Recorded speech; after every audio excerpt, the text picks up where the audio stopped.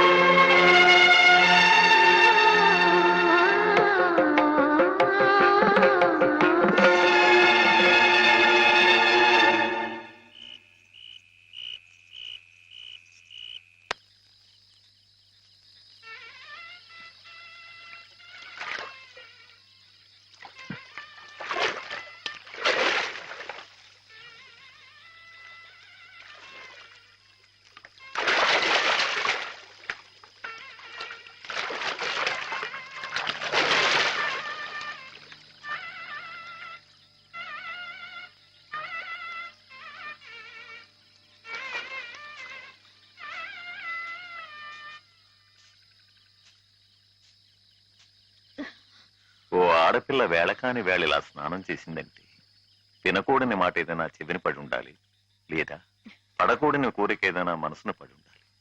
అవునా అమ్మా? రాత్రి శివుడి వేషంలో ఉన్న మాధవ్ పక్కన నేను పార్వతిలా నిలబడాల్సి వచ్చింది బాబా. పార్వతిలా నటిస్తేనే స్నానం చేశావు. రేపు ఆ శివుడి పక్కన పార్వతిలా జీవించాల్సి వస్తే?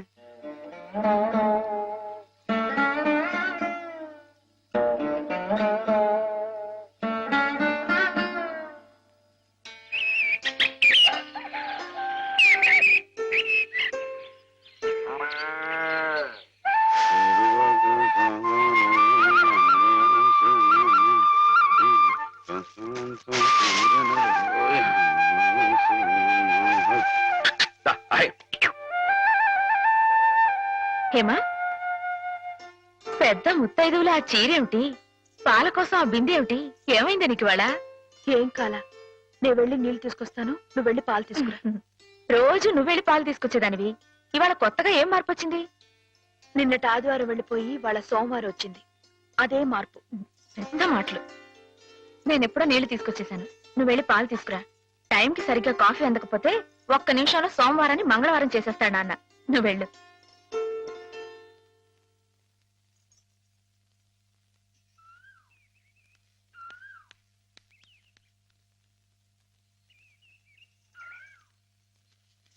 రండి రండి. ఏంటమ్మా గారు ఆలస్యంగా లేచారంటండి? కళ్ళు కలవల్లా ఉన్నాయి. పాలు పాలు రెడీయేగానండి. రాత్రి స్టేజ్ మీదకి అసలు నిజంగానే ఆదిశక్తి వచ్చేట్టుందండి.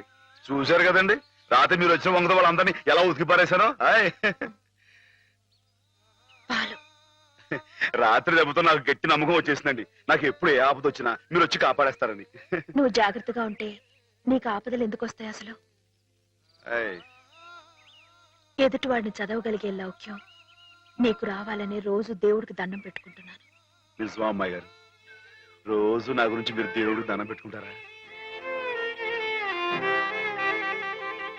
పాలు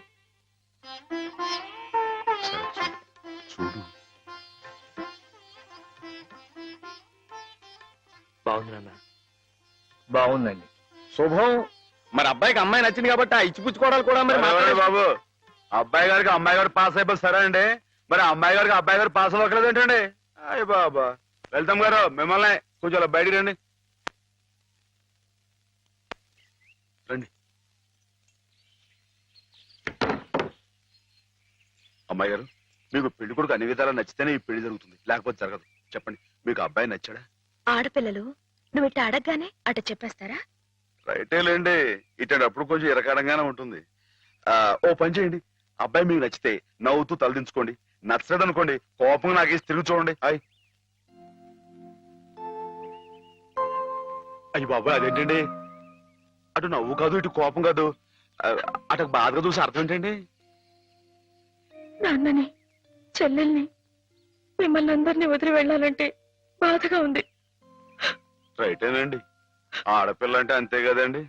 పాపం రేపు హేమ గారు కూడా అంతేలే. వదిలేస్తే లింకులు పెట్టేస్తాడు. నీకాయన నచ్చారా లేదా అది చెప్పు.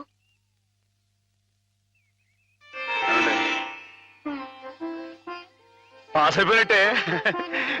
మా అమ్మాయి గారికి అబ్బాయి గారు పాస్ అయిపోయారండి. ఇక పెళ్లి ఏర్పాటు చేసేసుకోండి. శుభం. అయితే కట్న కానుకల విషయాలు కూడా మరి ఏమండోయ్, మేమే బంగారం లాంటి ఆడపిల్లలు ఇస్తుంటే ఇంకా ఎదురుడుతారండి బాబు. నువ్వు ఊరుకో. సంతలో పశువుని పెట్టి బేరం ఆడినట్టు నన్ను మధ్యలో పెట్టి బేరం ఆడడం నాకు సుతరాం ఇష్టం లేదు. నేను అలా బయట నుంచి ఉంటాను, మీరు మాట్లాడుకోండి. మా వాడు చిన్నప్పటి నుంచి అంతేలేండి. కొన్ని పద్ధతులున్న మనిషి, మధ్యతరగతి వాళ్ళం కదా.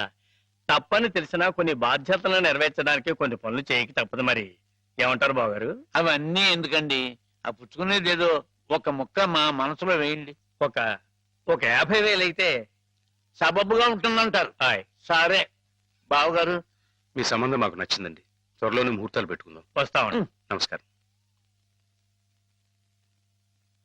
విన్నావటే 50,000 కట్టడం కానీ ఒక క్షణం ఆలోచించకుండా ఒప్పేసుకోండి మీ అన్నయ్య గారు. అంతటితో ఆగుతుందా? లాంఛనాలని అవని ఇవని ఇంకా అమాం బాపతు ఇంకో 10,000 దేగుతుంది. కాస్త డేకితే మాత్రం తప్పే ఉందండి, మంచి సంబంధం అనుకున్న తర్వాత. ఒరే డబ్బు గురించిన ఆలోచన ఎందుకు బాబుగారు? ఈ ఇంటిని అమ్మేస్తాను. జోకులు ఎత్తున్నారా బాబు గారు? లేదయ్యా, నిజంగానే అమ్మేస్తాను. తాతల నాటి ఆస్తి ఈ ఇంటిని అమ్మేస్తారా? అవును బాబుగారు, నాకు కుర్రాడు నచ్చాడు, అతని క్రమశిక్షణ నచ్చింది. ఈ రోజు లెక్కల ప్రకారం వాళ్ళు ఏమీ ఆకాశంలో లేరమ్మా, చాలా సబబుగానే అడిగారు. అయినా రేపు మీరు మాత్రం అడగరా? మీరు అడగకపోయినా నా బాధ్యతగా నేను ఇవ్వద్దా చెప్పండి? అందుకే ఇంటిని అమ్మేసేయాలనే నిశ్చయానికి వచ్చాను. మీ ఎరుకలో ఏదైనా మంచి బేరం ఉంటే చూడండి బాబుగారు. కాస్త ఇంటిని శ్రద్ధగా చూసుకునే మనుషులను చూడండి.